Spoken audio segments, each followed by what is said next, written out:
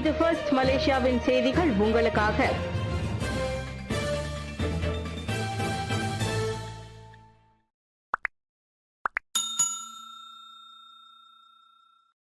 மிதமான அளவில் நவராத்திரி விழா.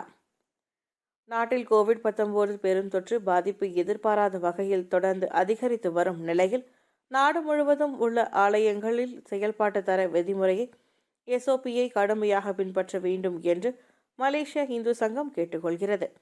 அதோடு தற்போதைய நிலையை கருத்தில் கொண்டு எதிர்வரும் அக்டோபர் 17ஆம் தேதி தொடங்கவிருக்கும் நவராத்திரி விழா மிதமான அளவில் நடத்தப்பட வேண்டும் என்று அச்சங்கத்தின் தலைவர் டத்தோ RS மோகன் ஷான் வலியுறுத்தியுள்ளார். தொற்று பாதிப்பினால் அதிகபட்ச எண்ணிக்கை தொடர்ந்து பதிவாகி வரும் வேளையில் பொதுமக்கள், குறிப்பாக ஆலயங்களுக்கு செல்லும் பக்தர்கள் அரசாங்கம் விதித்துள்ள விதிமுறைகளை கட்டாயம் கடைபிடிக்க வேண்டும் என்று இன்று அறிவித்துள்ள ஓர் அறிக்கையில் தெரிவித்துள்ளார். மிதமான மற்றும் குறிப்பிட்ட அளவிலான பக்தர்களை கொண்டு மட்டுமே நவராத்திரி விழா நடத்த முடியும் என்று அறிவுறுத்திய டத்தோ மோகன் ஷா, அனைத்து ஆலயங்களிலும் விதிமுறைகள் முழுமையாக பின்பற்றப்படுவதை உறுதி செய்து கொள்ள வேண்டும் என்று கேட்டுக்கொண்டார். குறிப்பாக நகர்வலம், ஆலய வளாகத்திற்குள் வெளியே செய்யும் நிகழ்வுகளை தவிர்க்க என்று மலேசியா இந்து சங்கம் கேட்டுக்கொள்கிறது. விலையுயர்ந்த கார்களின் பாகங்களை வெட்டி விற்கும் கும்பல் சிக்கியது. விலையுயர்ந்த கார்களை விற்று தருவதாக ஏமாற்றி அக்கார்களின் உதிரி பாகங்களை வெட்டி விற்கும் கும்பலின் நடவடிக்கை வெளிச்சத்துக்கு வந்துள்ளது. விலையுயர்ந்த கார்களின் பராமரிப்பு செலவு அதிகரிப்பினால் அம்மாதிரியான கார்களின் உரிமையாளர்கள் அவற்றை விற்க பெரும் சிரமப்படுகின்றனர். அதனை அறிந்த சம்பந்தப்பட்ட கும்பல் அதனை விற்று தருவதாக ஏமாற்றி கார்களை தங்களின் கட்டுப்பாட்டில் எடுத்துக்கொள்கின்றது. சில நாட்களுக்கு பின்னர் கார் களவாடப்பட்டதாக காரின் உரிமையாளரிடம் கூறி அது பற்றி போலீசாரிடம் புகார் செய்யும்படி கேட்டுக்கொள்கின்றனர். உரிமையாளர்களும் அதனை நம்பி புகாரும் செய்கின்றனர்.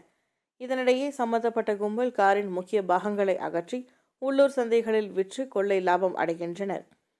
அம்மாதிரி ஏமாற்றப்பட்ட 56 வயதான நபர் தமது ஆக்டிவ் Q7 எனும் காரை விற்க அந்த கும்பலிடம் கொடுத்து பின்னர் அது திருடப்பட்டதாக புகார் செய்யும்படி கேட்டுக்கொண்டதை அடுத்து அதில் சந்தேகம் அடைந்த அவர் போலீசில் புகார் அளித்தார்.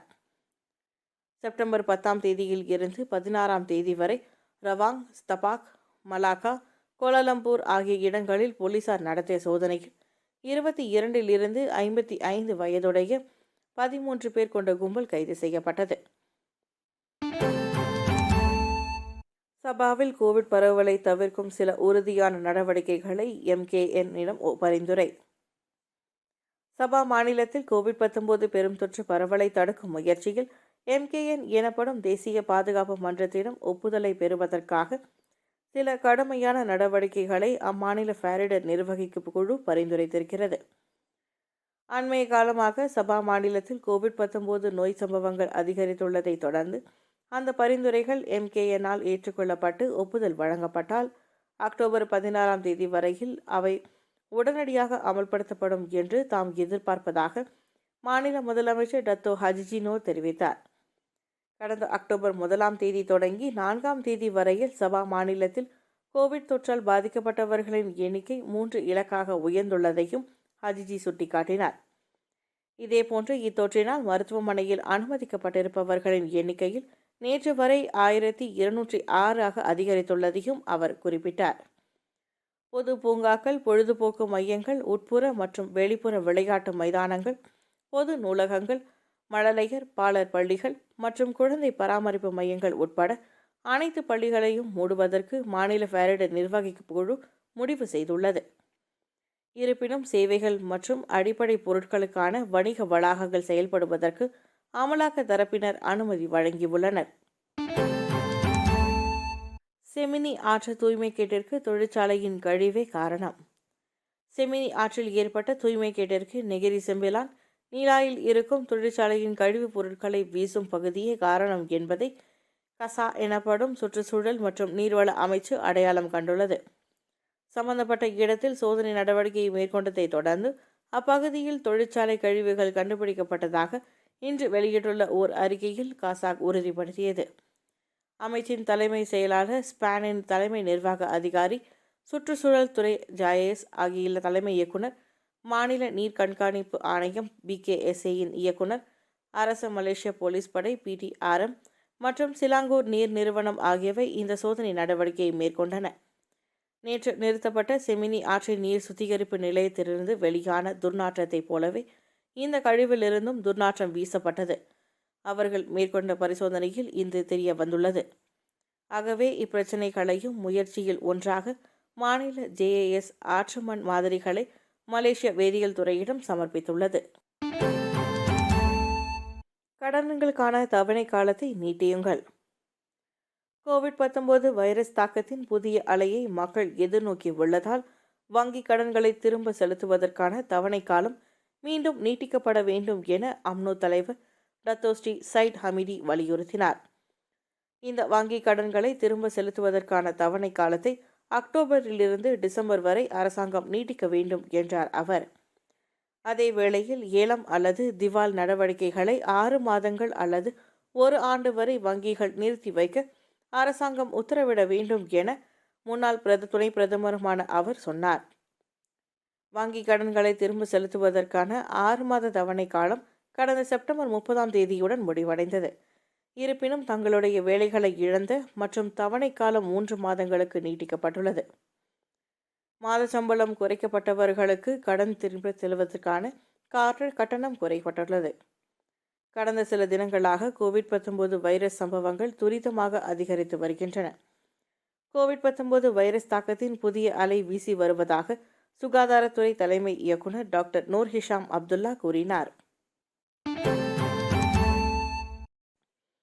COVID-19 நோய் கடுமையாக பரவுவதற்கு பெரிக்கத்தான் அரசாங்கமே காரணம்.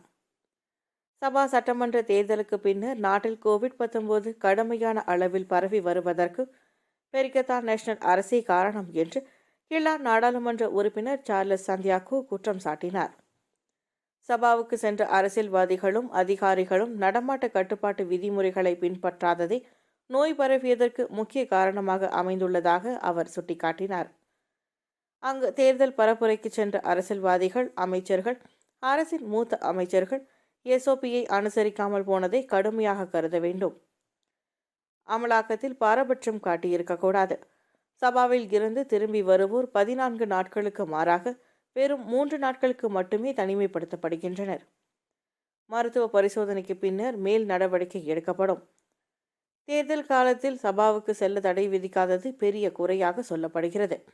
அதனை அடுத்து நோயின் தாக்கம் அதிகரித்து இன்னும் சில தினங்களில் அது அபாய கட்டத்தை எட்டும் என்று அச்சம் தெரிவிக்கப்பட்டுள்ளது. நேற்று முன்தினம் நாட்டில் 278 பேருக்கு நோய் கண்டிருப்பதாக அறிவிக்கப்பட்டுள்ளது. அதில் சபாவில் இருந்து திரும்பியோர் 20 பேராக உள்ளனர். நோயின் கடுமையை அடுத்து மீண்டும் ஒரு முறை நடமாட்ட கட்டுப்பாட்டு உத்தரவு அமலுக்கு வந்தால் நாடு தாங்காது. அது நாட்டின் பொருளாதாரத்தை சீரழித்துவிடும் என்று சார்லஸ் சந்தியாகோ எச்சரித்தார். மின்தூக்கியால் நசுங்கி பராமரிப்பாளர் பலி. இங்குள்ள பிரசிடென்ட் 9 உள்ள புத்ரா ஹார்மோனா அபார்ட்மெண்ட்டில் மின்தூக்கி பராமரிப்பை மேற்கொண்டிருந்த போது ஒரு மின்தூக்கி பராமரிப்பாளர் அதில் சிக்கி நசுங்கி மாண்டார். 36 வயதான அந்த ஆடவர் சம்பவ இடத்திலேயே மரணமடைந்தார் என்று புத்ரா ஜெயா தீயணைப்பு மற்றும் மீட்பு பணி இலாகாவின் இயக்குனர் முகமது ரசாலி கூறினார். அபாய அழைப்பு கிடைக்கப்பெற்றதை தொடர்ந்து சம்பவ இடத்திற்கு விரைந்த புத்ராஜயா தீயணைப்பு மற்றும் மீட்பு பணி இலாகாவின் வீரர்கள் அரை மணி நேர போராட்டத்திற்கு பிறகு சிக்கிய கொண்டிருந்த மின்தூக்கி பராமரிப்பாளரின் சடலத்தை மீட்டனர். கோவிட் தொற்றால் தெலங்கானாவில் 2 பள்ளிகள் மூடப்பட்டன. 2 பள்ளி மாணவர்களுக்கு COVID-19 நோய் தொற்று கண்டிருப்பது உறுதி செய்யப்பட்டுள்ளதை தொடர்ந்து தெலங்கானா கோலநெருஞ்சியில் உள்ள காம்ப்ளெக்ஸ் செபரங் தாகிர் தேசிய பள்ளியும் இடைநிலைப் பள்ளியும் இன்று தொடங்கி அக்டோபர் 11ஆம் தேதி வரையில் மூடப்படுகின்றன. கிருமி நாசினி தெளிப்பு நடவடிக்கைகளை மேற்கொள்வதற்காக அம்மாநில சுகாதாரத்துறையின் ஆலோசனையை பெற்ற பின்னரே அப்பள்ளிகள் மூடப்பட்டுள்ளதாக தெலங்கானா மாநில கல்வித்துறை இயக்குனர் சலீம் அப்துல் கனி தெரிவித்தார். மேலும் கோவிட் தொற்று உறுதி செய்யப்பட்டுள்ள அம்மாணவருடன் நெருங்கிய தொடர்பில் இருந்த மாணவர்களும் ஆசிரியர்களும் கோவிட் பரிசோதனைக்கு மேற்கொள்ளப்படும்.